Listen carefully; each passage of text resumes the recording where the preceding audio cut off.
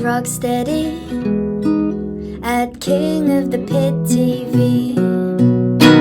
Ooh, yes now, bless now. Don't forget to rest now. Des at KOTP TV. That's King of the Pit TV. We are having a little overview of the Ozma record we just checked out. We listened to it track by track. It was entitled Rock and Roll Part 3. Supposedly it's the first album they put out, so the debut LP. It was recommended via Patreon by my man Mohammed, who also recommended the Ozma record. I always forget the name of it, but it was absolutely brilliant. It was my first entryway into Ozma, and I know why he recommended that album to start with in particular. It was absolutely fantastic.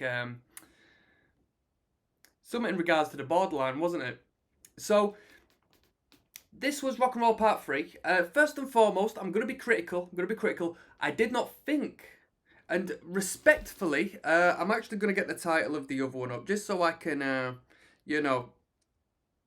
speak on the music properly. The record we listened to initially, and bro, this band's got 27,000 monthly listeners on Spotify. Judging by the numbers on YouTube, I thought there'd be like near to no one. So there is still a very well existing fan base out there. Spending Time on the Borderline is what we listened to initially. It was put out 2 years after this record, and I don't think that Rock and Roll Part 3 was as good as that record, personally. I do not think it was as good. I don't think the writing was as good, but it was a great showcase of the band's technical capabilities. The instrumental was fantastic. They were a tight sounding band. They had a great way with dynamics on this record. A great variation, although I didn't feel the variation was as broad as what we had on the album I just mentioned. We had a 8-minute 40 epic on this, which I feel could have developed a little bit more. You know, we had 8 minutes worth of sections going back and forth as opposed to like development and, advancement, utilizing all that space. Didn't think too much to that.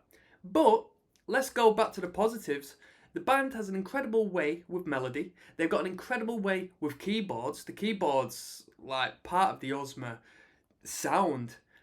The band is very cheesy, very corny, very nerdy as far as the vocal and the melodic elements. But that's not a bad thing. It's not a bad thing. It's what makes the band the band. It's very unique, very quirky. Lyrically, a little bit of a hopeless romantic for the most part. Lyrically speaking, as far as the rhyming schemes, I feel like there was a couple of misses here and there, but overall, it was better writing than what you get, in alternate music for the most part. Ozma are a good band, and I was very pleased by the record. The dynamic was great. Every time they dialed it down and created very minimal space and urgency and audacity with the instrumental, I always found that very pleasing to the ears as opposed to their big blurting, overt, distorted sections. I do like the quietness this band can provoke at times, and the differentiation and contrast between the two gives the band a great dynamic, element. Guitar work was okay. In particular, the lead guitar was tasty. The guitar solos were brilliant. They didn't overstay their welcome. They weren't too much. And they were talented guitar solos.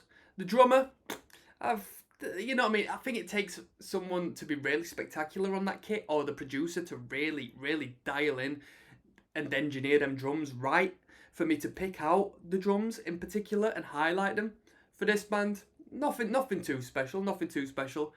And that's it. That was Rock and Roll Part 3, okay? As far as a rating is concerned, I forgot what I rated the last record. I hope I rated it a little bit higher than this. I would say this one in particular, we can give it a 5.5 to a 6, alright? And I deduct a couple of points from my personal taste.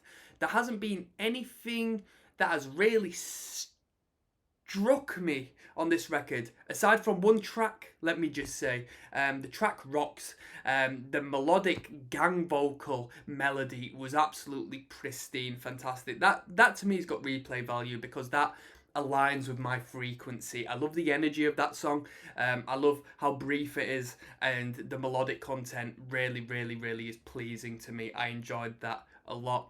And there we go. What more can I say? So once again, thanks to my man Mo. I appreciate you a lot. And I'm going to sign out. So peace.